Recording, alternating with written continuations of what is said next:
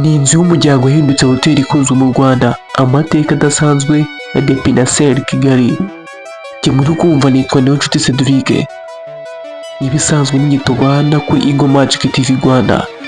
Kana subscribe niba utarabikora. Ugenda uri tubana mu bintu byacu nk'ibi ngibi uko bukeye n'uko bwije. Bahaye ikaze rero.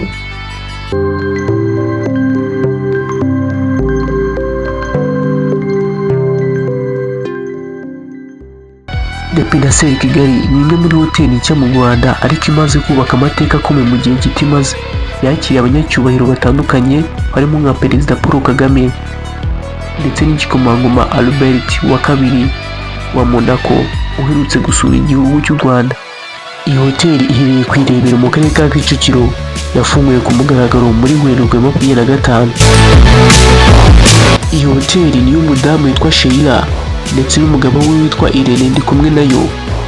The Pinnacle Kigali y'aba bombi inyubako igizwe na hoteli iri ku butaka bwa hegitari 3, ikaba ifite amagorofa 3, iy'ibumoso ingana na metero kare 8,500.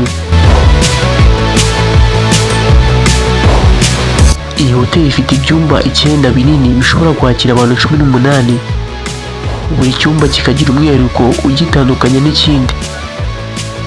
Biri ku magorofa 2, aho ku igorofa rya mbere hari ibyumba 4 mu gihe hejuru yabyo hari ibindi byumba 5. Iyi hoteli ifite kandi umwanya wahariwe kwakira inama no gukoreramo akazi gasanzwe. Uyu mwanya ugizwe n'icyumba kinini cyitwa Umurage gishobora kwakira abantu 16 icyarimwe, n'ibindi 2, kimwe cyitwa Inyenyeri ikindi cyitwa Amahoro, byakira abantu 8 buri kimwe.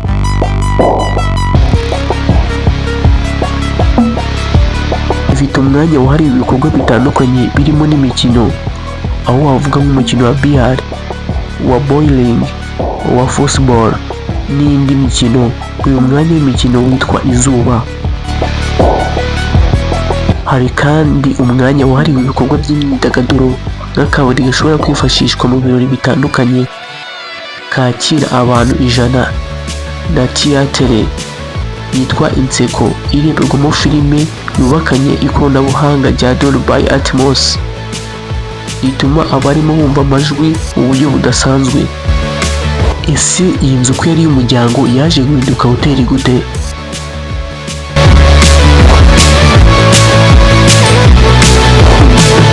Kugira ngo dukomezanye kandi subscribe, share na comment muri Eagle Magic TV, tujye tubana mu bintu byacu ko bukeye n'uko bwije. Binyuze mu kiganiro The Long Form cya Sunny Nayobya, Sheila yatangaje ko we n'umugabo bafata icyemezo cyo kubaka iyi nzu bategeza ko izaba y'umuryango wo kuba hoteli. Sheila yavuze ko iyi nzu yari yubakiwe gukoresha mu buryo bwabo bwite, haba mu buryo bwo kwikoresha nk'inzu yo guturamo mu buryo buhoraho cyangwa yo kuba mu gihe bari mu Rwanda kuko batuye muri Nairobi. Yavuze ko igitekerezo cyo kubaka iyi nzu cyaje mu bihe bya COVID-19 biturutse ku kiganiro kijyanye n'inzu gica kuri Netflix we n'umugabo we bakunda. Yavuze ko umugabo we Irene yaguze ikibanza 2019 mu gihe cya COVID-19 ubwo ibikorwa byose byari byahagaze. Bagize umwanya munini wo kwicara mu rugo. Uwo mugabo yakundaga cyane ikiganiro cya Selling Sunset cyo kuri Netflix, nuko batangira gutekereza ku nzu y'amasaziro. Batangira guhuza ibitekerezo no kwemeza ko bazagira umwanya wo kubikora kuko batari ku gitutu. Kubaka iyi nzu byabatwaye imyaka 5. Batangiye kubaka muri Nyakanga 2020. Yavuze ko hashize imyaka 3 batangiye kubaka iyi nzu. Bagize igitekerezo cyo kwigira hoteli nyuma yo kubona ko batazabona umwanya uhagije wo kwibamo kubera ibikorwa by'ubucuruzi bafite i Nairobi. Ati, tumaze imyaka 3 turi kubaka, twatangiye kuvuga duti ariko ibi bintu bishobora kuba bikabije. Yasaga n'uhatira Irene kuyihindura hoteli muri 2024 muri Mutarama ubwo yaravuye mu rugendo rumwe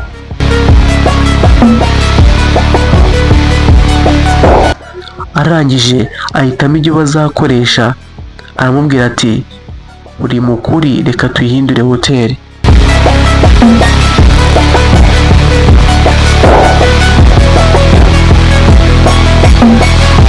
Iyi hoteli ni imwe muri hoteli zihagazeho mu mujyi wa Kigali.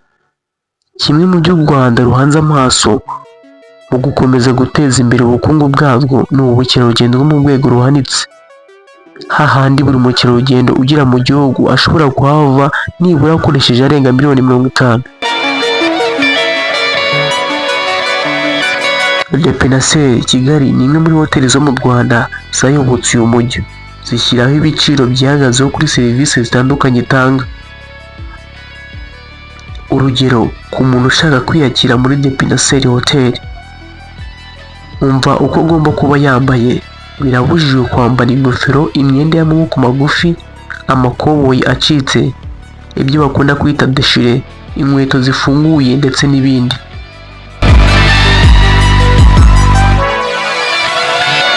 Igihe uteganya kujya muri hoteli, ugirwa inama yo kuba wambaye byiyubashye kandi ukamenyesha abakozi bayo mbere y'igihe, kuko itakira abantu bajyayo batabanje guteguza. Ikindi cyongera kuri ibi ni uko hari amafaranga ntarengwa umuntu aba agomba gukoresha kugira ngo yakirwe muri iyi hoteli. Aya mafaranga ahera ku bihumbi 100 kuri buri muntu.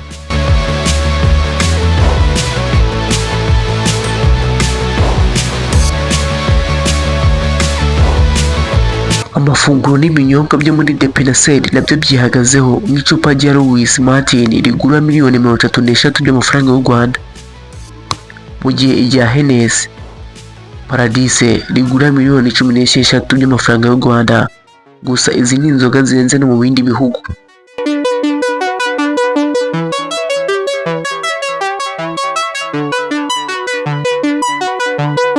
Icupa rya Martling rigura 800, irya Primus rikagura 700, Heineken naryo rikagura 900 by'amafaranga y'u Rwanda.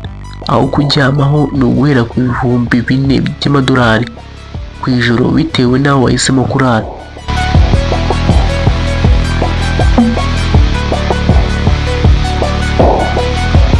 Shayira yavuze ko amafaranga iyi hoteli ica usanga Abanyafurika bishimira kuyishyura iyo bari mu yindi mijyi nka Dubai, ariko ntibumve impamvu bayishyura ku bintu by'iwabo muri Afurika.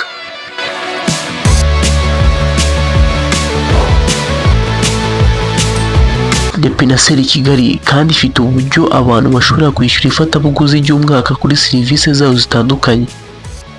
Ni miliyoni 8 by'amafaranga y'u Rwanda ku muntu umwe, miliyoni 8,500 ku bantu babiri bashakanye, ndetse na miliyoni 35 ku bigo ku bantu 100 ba mbere bazafatira ifatabuguzi bashyiriweho igabanyirizwa rya 15%.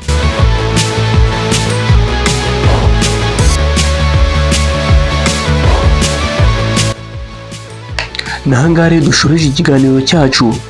Nitwaga Niyonshuti Cedric.